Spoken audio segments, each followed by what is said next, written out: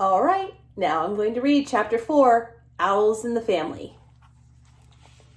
I woke up early on Sunday morning while everyone else in the house was still asleep. I sneaked downstairs in my pajamas and went out into the backyard to see how Wool was getting along. The grass was still wet with dew, and it was cold and slippery under my bare feet. I peeked through the screen of the summer house, but for a while I couldn't see Wool. He had gotten down off his orange crate and was standing in the shadows on the floor. There wasn't a single gopher in sight, and I had an awful moment as I wondered if he had eaten all of them. Then I realized this was silly, for there had been 30 gophers, and he was only one small owl. Wool didn't see me. He seemed fascinated by a pile of old sacks lying in the corner. And as I watched, he made a hop and skip and jumped up on the top of the sacks.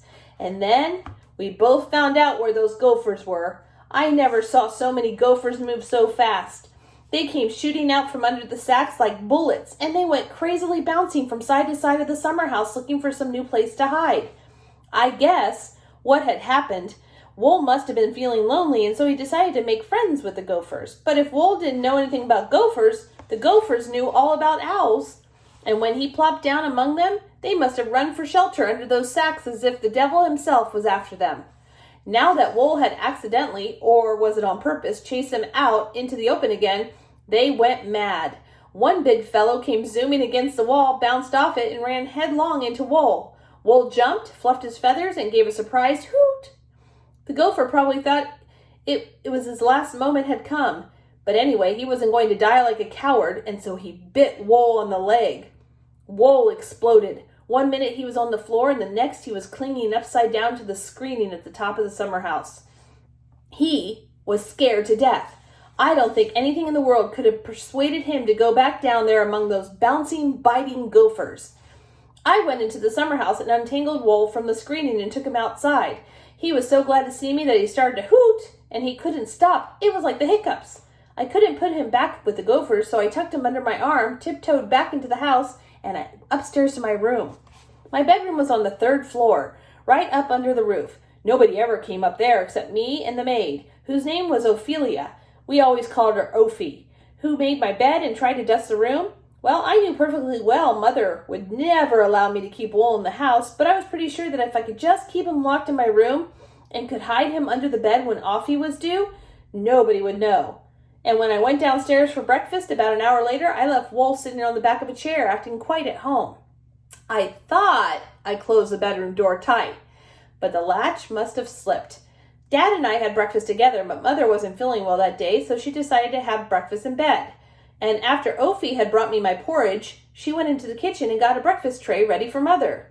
Ophi was an odd sort of girl. She used to have queer dreams. She claimed she used to see angels and things in her dreams. Sometimes she saw them when she was supposed to be wide awake. But she was a good cook, and so Dad and Mother never bothered much about the things she claimed she saw. Ophi took the breakfast tray and started up the back stairs.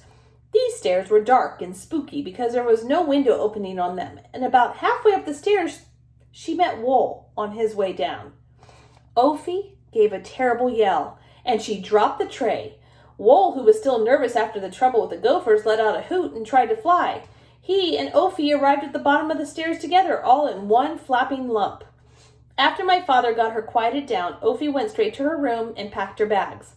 She marched out of the house without even saying goodbye to Wool and me, and none of us ever saw her again. Dad was unhappy. After breakfast, he called me into his study for a talk. Billy, he said, if that owl ever comes back into this house again, he goes into the roasting pan. And as for you, you'll get a licking. You'll remember for a week. But my father never stayed mad for long. The very same afternoon, he got out his carpenter tools, and he and I worked until supper time and making a special cage for Wool. It was a big cage, about 10 feet square, and covered all over with chicken wire. It was built around the stump of a dead tree which stood in the backyard, and on the side of the tree, Dad nailed a wooden box as a place where Wool could go to keep dry if it rained. Wool liked his new cage all right. The only trouble was that he got lonely when he was left in it. As long as Murray or Bruce or I was with him, he was perfectly happy. But when there was nobody around, he would sit on the tree stump all hunched up looking miserable. I tried putting some pigeons in to keep him company, but they were scared of him and he was nervous of them, so that didn't work. About 2 weeks later, the problem solved itself.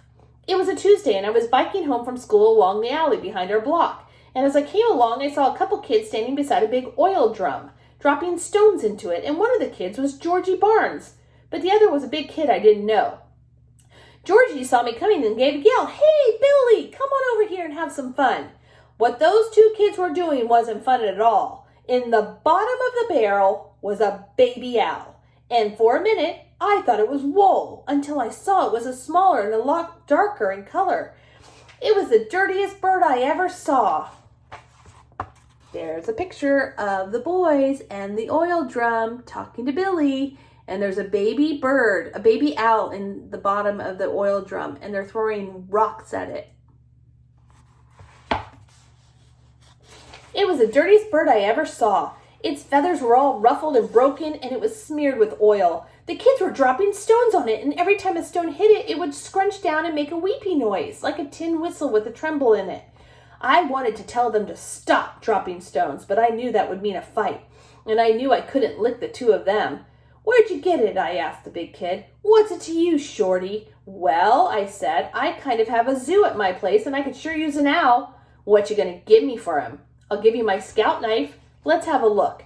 So I showed it to him, and he opened up all the blades, and then he said, "It ain't much good, but this here owl ain't much good either. It's pretty near dead. Okay, kid, the owl's yours." Funny how some kids are. One minute, Georgie Barnes was trying to kill the little owl with stones, but the moment I bought it, he began to act as if he wanted to be its nurse. So he climbed into the barrel, handed it out to me, and then he followed me home and helped me clean some of the oil off of it with a rag. He told me the big kid had found the owl's nest in a bluff near Sutherland, and he had shot the old owl and all but one of the young ones with his .22 rifle. He only brought the last one home as a sort of joke he was going to play on his dog. It was a pretty sick little owl. I guess it hadn't eaten anything for a long time, and the stones and the oil hadn't done it any good either. It was too sick to sit on a branch of the tree in Wool's cage, so I put it on the floor of the cage while I went into the house to get some hamburger for it. And when I got back, the new owl was lying on its side, and Wool was standing over it. I thought he must have taken a whack at it, but Georgie said no, that wasn't what happened. Georgie said the new owl had just fallen over by itself, and when Georgie tried to pick it up again, Wool jumped down out of the tree, and he wouldn't let Georgie near it. When I went into the cage and held some meat out toward the new owl, Wool hunched down, spread his wings, and hissed at me as if he were saying, "You leave that bird alone, or you'll have to deal with me." "Easy there," I told him. "Take it easy, Wool. This little fellow's hungry, and I'm just going to feed him." Well, I don't know if Wool understood me, but he stopped hissing. I held some bits of hamburger against the new owl's beak, and after a while, he finally took a piece. Finally, he ate the whole lot, and then he staggered to his feet and stood there swaying back and forth. Before I could touch him, Wool sidled over until the new owl was leaning right against him, and then the new bird closed his eyes and seemed to go to sleep. That's the way we left them. And by the next morning, the new owl was up on the branch with Wool, and from that time on, Wool was never lonely again. When Dad got home from the office that evening, I told him all about it. I told him the new one was called Weeps because of the weepy whistle noise he made all the time. "2 owls?" my father cried and banged his hand against his forehead. "Now we'll never get another maid." "All right, Billy, but no more owls. Do you understand?" He needn't have worried. 2 owls was all I wanted anyway. There they are. Wool and Weeps. Wool is the bigger owl, and Weeps is the little owl. And they're buddies, and now they'll never be lonely again. All right, that was the end of chapter 4. Tomorrow I'll read chapter 5 and 6. Good job, everybody.